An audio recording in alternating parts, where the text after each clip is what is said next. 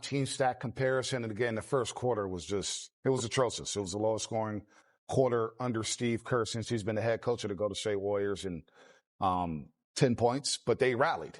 They made us forget about that first quarter with their inspired play in the second half. They ended up shooting 41.5% from the floor. The three ball didn't drop like they wanted to. They battled on the boards, ended up with 27 assists, and kept those turnovers down in the second half. As we welcome everybody back to Toyota Warriors Post-Game Live. That is Festus Ezeli. That is Rod Brooks. I am Bonta Hill. A lot to discuss here with this game, but let's start with the first quarter because they did not set the right tone. There's a lot of indecision, a lot of bad shots. They went 7 minutes and change without scoring a single point. They were down 25-5 at one point in the first quarter, and it was just a rough way to start a road trip, Fezzi. New lineup, new guys in the rotation, obviously missing Steph Curry. Just not making the job easy on yourself. The Warriors just kept taking shots from the outside, shot 16 threes in the first quarter. It's just shots like this, just nothing in rhythm, couldn't get it going chemistry-wise. And the Philadelphia 76ers, on the other hand, took advantage of every time they turned the ball over and every bad shot they took. Yeah, I mean, the Sixers got anything they wanted in the paint. They got more fast break points than the Warriors did in the first quarter. The Warriors had as many turnovers as they did made field goals in the first quarter. And again, the number of threes was troubling, and the type of threes was troubling as well. And to me, that's exactly what the Sixers wanted the Warriors to do. Oh, you guys think you want to just rain threes? Not that they were going to let them do it, but we will be fine with that shot selection. Then when the Warriors changed their mentality, that's when the Sixers got in trouble. What is troubling to me that it took the first two quarters of the first half for the Warriors to figure out. I mean, there's three things not working for us tonight. I'm curious what happened in the film session from the game before. Because coming into this game, we said it here, you got to attack the paint. Mm-hmm. And the first 6 shots of the game were three-point shots. Matter of fact, a couple of them were Al Horford three-point shots. So the Warriors were playing into the 76ers defense. And on the other hand, they were playing in transition where the Sixers were getting layups. They were, so it's this combination of there has to be some level of focus and attention to start the game. Because what happens if you are starting the game up with the same intensity in the first half like you had in the second half? So I think there's something to be said about that, about, lineup changes or whatever. But, some positives I can take away from this game is you can be down 25 points and come back into the game and actually almost win it, actually should have won the game. Says a lot about what this team is capable of when they play the right way. They outscored Philadelphia in that second half 64-43. But they were down 22 at the half, partly due to that first quarter where they scored 10 points. But you want to look back to one of the lowest scoring quarters this century? No. Oh, well, we're going to show the viewers. Why do you want to see that? How do you have highlights? February 8th, 2004. Where's at a 16-point lead heading into the fourth quarter? Then the Raptors will hold the Warriors to 2 points in the fourth quarter. That's right. What? They scored 2 points in the fourth quarter. And they lost in overtime 84-81. This is the way basketball was played back then, Fezzi. I'm sorry. I'm just looking at the people out there. Is that the custodian? That's the Vince Sanity? Brian Cardinal played that game. 14 points, 5 of 7 shooting. Is that Stack Jack out there, I'm looking at Speedy Claxton, Eric Van Peer, Jason Richardson. Rest in peace, Clifford Robinson was part of the Golden State Warriors. Calbert Chaney, Indiana's own. I mean, I'm stuck on the fact they scored 2 points in the quarter. They scored 2 points in the fourth quarter. They were up 16, yes, and they scored 2 points. 2 points. So they're up 16 means the offense was rolling. It's not like they were cold. Yes. The offense was rolling, and then they scored 2 points? Yeah. 2 points in 12 minutes. What kind of defense was that? Here's what I love, that there are young people watching right now who are like, first off, television used to look like that? Yes, it did. And we watched it happily. And also they're like, oh, so these are the bad old days that, my pops and my grandpops referenced. Like, yeah, that's the way it used to be all the time.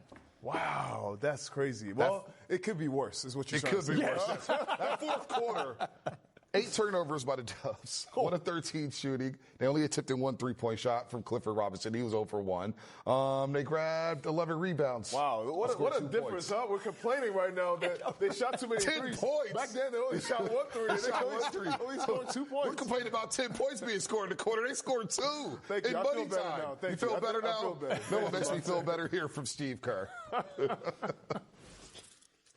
The effort was phenomenal. Felt like we really deserved to win, and I feel terrible for the guys that we couldn't hang on because the effort, the energy, the commitment.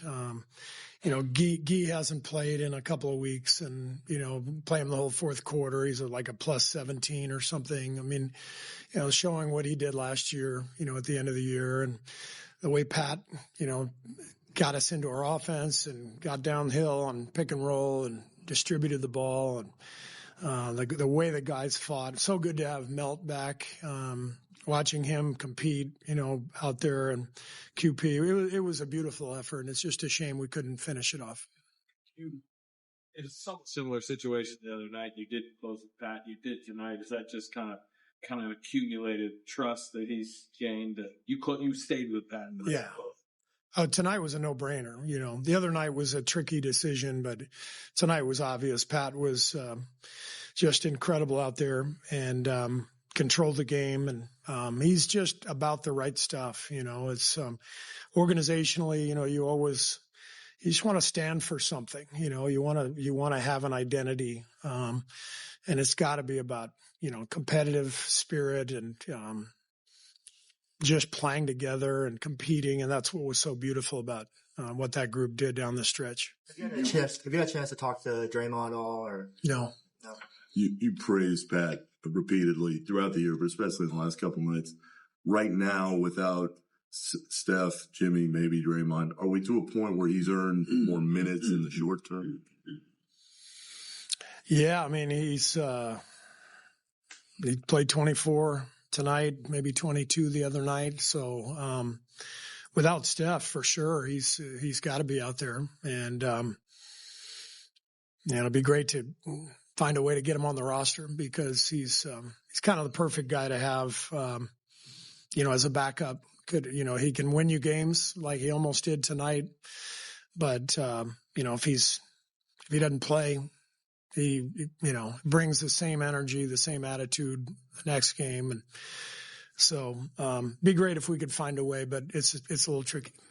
These nights, are supposed to kind of be the nights that Brandon, Moses, J.K. kind of were the ones to potentially lift y'all off. They've struggled lately in these type of scenarios. What are you seeing with those three? Obviously, you didn't close with them tonight. The stats aren't good. Every game's different. So tonight was about the other group. Next game could be about those three. So you just roll from game to game and do what you can to try to win the game. And that's why we have 15, 17 players, but if you include our two ways, like we got a lot of guys who can play, and I think we played 14 people tonight. So, we believe in our depth, and we know that a lot of guys can help us win. All right, that was Steve Kerr. As we took a look at the most different starting lineups this season, and the Warriors last year they had about 38 different starting lineups. Felt like 58, Fezzi. But this year so far, tied for fifth in the league with 11 different lineups. I mean, Philly's going through the same thing. Philly's going through the same thing. A lot of injuries early in the season. And it's not about the first five. Everybody gets fixated on the starting lineup, who's closing, who's getting 30 minutes. And that leads me to who closed tonight. We saw the fourth quarter box score here. Will Richard played 6 minutes and 36 seconds. Al Horford got some time. Guy Santos, who hasn't played much this season. He played all the fourth quarter. And Pat Spencer, 39 seconds. 11 minutes and 39 seconds. And Pat Spencer played the entire quarter, all 12. At the last game, we had the debate with Zena about whether or not he should have finished that game. So Steve Kerr talked. He said, man, it'd be great to get Pat Spencer on this roster. Perfect backup point guard. Guys who did not play well tonight, Brandon Pajewski and Jonathan Kuminga. It's not the reason why they scored 10 points, but it was very noticeable that they didn't get a lot of playing time. Kuminga didn't play in the fourth quarter Tuesday night, didn't play much in the fourth quarter tonight. The way Pat Spencer's playing, the way Anthony Melton looked, guys are going to lose minutes here, Fezzi. And Steve Kerr's got a coach to win games, right? So who gives you a better chance to win right now? Pat Spencer is saying, that's me. I can give you a chance to win. It's about the guys who are playing tough, but also playing well with their teammates. Yep. That's what Steve Kerr is trying to find. He's just trying to find guys that balance well together. And so far, what I can see, because if Guy Santos can play for the first time all night in the fourth quarter and play 11 minutes of that fourth quarter, making great plays, making shots, it means that Steve has guys all the way through his bench that can impact the game. Okay, so it's a tough decision for Steve, trying to figure out who he's going to leave in the game, who he's going to start with, how he's going to do the rotations. But right now, Pat is making it really hard on Steve because he's a floor general. He looks comfortable out there. He is scoring. He's facilitating for guys. This is exactly what you need with no Steph Curry and Jimmy Butler and Draymond Green. This is the leader that you need on the floor. And point of attack defense. Yeah. We talk about that every single show. He's defending 94 feet. Isn't this decision as tough as you make it? If there are guys like Pat Spencer, like DeAnthony Melton in particular, who are giving you the things you need, not just in the first quarter, but for as long a fourth quarter, but however long they're in the game, but particularly in the fourth quarter, if they're doing all the things that make it difficult for you to take them off the floor or take them out of the finishing lineup rotation, then why would you take them out? What are you looking for? Yeah, what else do you need to know? What other empirical evidence do you need? I don't know what else you're looking for. I'm going to say it again. The right people got the right minutes in the fourth quarter. Take it how you want. And you look at the box score, no minutes for Pods in the fourth quarter, no minutes for Kuminga. And I don't think anybody's arguing about that. It's not to pick on Kuminga, but just to point out one thing. As we were sitting there watching it, third quarter, okay, the Warriors were finally starting to get it, going to the free throw line and starting to get points in the paint. And it was just one trip down court on the offensive end where Jonathan Kuminga has the ball, top of the key, and he's dribbling for a few seconds. DeAnthony Melton is the one that runs down the middle of the lane. That should be flipped. Why is that happening? Why is Jonathan Kuminga dribbling on the perimeter when he's and we saw Air Congo, three times tonight? When he's the one guy on that team that has the athleticism to get anything he wants at the bucket. Why is he dribbling out there? Why is Brandon Podziemski, and this is the first quarter, why is he shooting 5 threes? I mean, at some point in time, these questions answer themselves, in my estimation. I gotta give credit to Moses Moody, who started the second half, making that difference that we talked about. He was the first person to get into the middle of the paint. He got to the paint a couple times, then everything else started. I love that Pat Spencer is also making his impact. This is just the change that you have to make. Steph's not in the game anymore. So with that, you have to change the style of play. You can't shoot as many threes anymore because we don't have that creator. At least right now, they're trying to find guys. So the way that you get your offense going is you get the easy shots, get to the paint, and then you get out to the three-point line. You start off the shots with the three-point line, then you're kind of living and dying on whatever shots you make. And the Philadelphia 76ers they were so happy with the Warriors shooting threes. You shoot threes, you don't make them guard you in the side, you just let them sit there, and then they can run at you. That's all they saw in the first half. Did we shout out Quentin Post? Sorry, brother. Did we shout out Quentin Post in the fourth quarter? Oh, he played big minutes in the fourth. Quentin Post, 7 minutes, 32 seconds, 2 or 3 from the three-point line. Why was that able to happen? Because the Warriors were getting to the paint, swinging the ball around. He was open. There was one time he had to make a dribble laterally. That was great, make the shot. But it was a lot easier for that to happen inside out. A lot of spacing got there. So, look, we talked about it on this road trip. Guys are going to have to earn their minutes, especially with Jimmy out, especially with Stephen Curry out. And you know what? Pat Spencer and DeAnthony Melton, they put their hat in the ring saying, we want to play. Highlights brought to you by Mancini Sleep Robe, the highlight zone. Cut through the middle. Anthony Melton. I love it. He's back. Moses. His first bucket back again. He didn't play since last season, November the 12th. Only played 6 games for the Dubs, tore his ACL. Re-signed this all season, and we saw his immediate impact. I see some foreshadowing with that guy in the corner. There we go.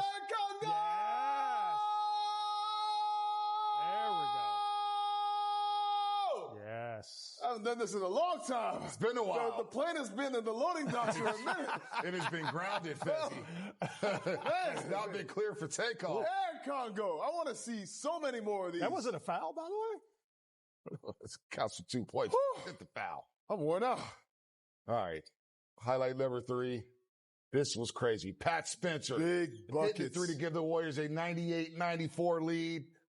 Talk to him, Pat. He was talking that What'd you say, in Pat? Philadelphia. What'd you say, Pat? Ooh, I love that. Talk to him. And Ben Franklin, too. Yeah, I'm that guy. I'm that guy. Your That's what he bill said. is stupid. I'm leaving That's that one me. alone. Yeah. I ain't touching that one. Yeah, I'm the guy. Cheesesteaks are overrated. Listen, I love everything about that. Listen, just imagine sitting there waiting for your moment all the time, Bonte, and then you finally get it. I don't know that I've seen a guy come in after getting DMPs and get this kind of love I mean, you take it back to like Linsanity or something. If he was in New York and they won these games, this would be that kind of energy. I mean, Jeremy Lin had like 40 points, but still, like he's making that type of impact. Right? We were talking about this during the break, that for Pat Spencer to have the games he's had back-to-back. Like we see a lot of times where a guy will have a good game, have a good fourth quarter, and then coach entrusts him with minutes, and then what happens? The results are not as good as the previous game. Pat Spencer, the complete opposite of that. He got the minutes, and he was better than he was in the previous game. You just feel like you can trust him. Yeah. Every game, in those moments, he's making the right. He's not playing out of himself. It's not like he's doing something extra. He's just getting to the cup, taking care of the ball. He's bigger, he's stronger, he can guard and protect the ball. Like, these are the things that the Warriors have been looking for, and it's been right there under their nose the whole time. Kind of reminds me of T.J. McConnell in Indiana. He comes off that bench, and he plays on both sides of the floor. Presses you 94 feet, attacks, takes the right shot, gets the offense in the right set. Very impressed with his defense. Pat Spencer's making a move here. I know this can be cliched when we say about a player as a coach on the floor, but hearing Pat Spencer talk and that sound we just played a little while ago, he understands the flow of the game and what is needed, and that's why he's trustworthy out there. Is that also why we didn't take the bet today? The odds presented by We can't get right on this, can we? And casinos. Listen, I did bet because I think we'd have been so rich today. You hyped us up. We worked on the football show together, 49ers pre- and post-game live. The Niners won that game. Yeah. You come over to basketball. I wasn't here.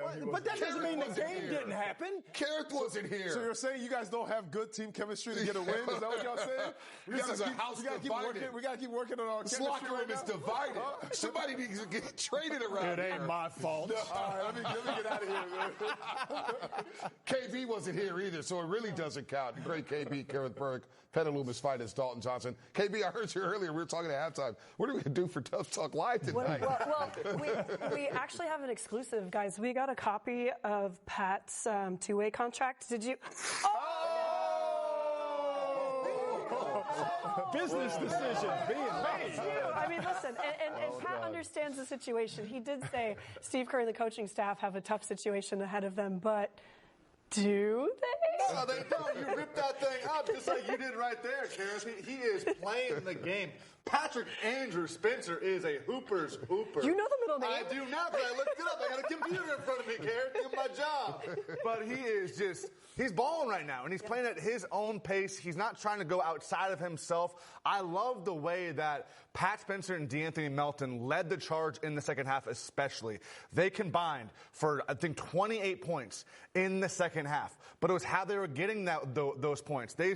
In the entire game, they made 8 different shots inside the arc, 5 different shots inside the paint, 8 of 8 combined at the free throw line. When you talk about an identity of the team, follow those 2 players and good things are going to happen if you have your stars or you don't. Okay, so Pat, a two-way player, and DeAnthony Melton making his season debut, they left their guts on the floor.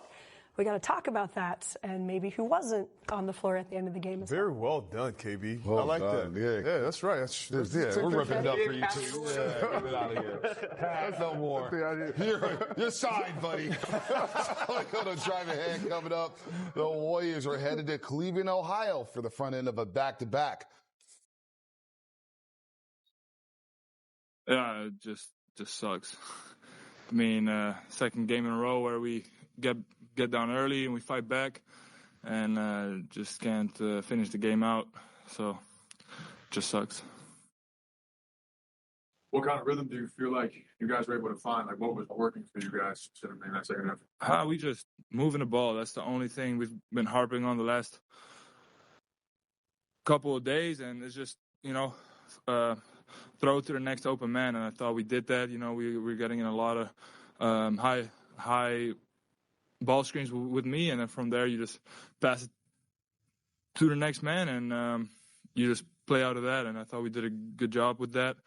Got some stops, and we played some decent ball in the second half. What did Bell bring to the team, especially in that second half? Yeah, he's awesome. It's so good to have him back. Just seeing his presence defensively, and just having that another guard that can really handle the pick and roll. Attack a closeout, shoot the ball. For his first game back, he was awesome. just chatting with him, he said he felt that first wind a lot in his first stint, but after that, he looked really good. Quentin Post, man. Good minutes from Quentin Post tonight in Philadelphia. Our Toyota drive ahead.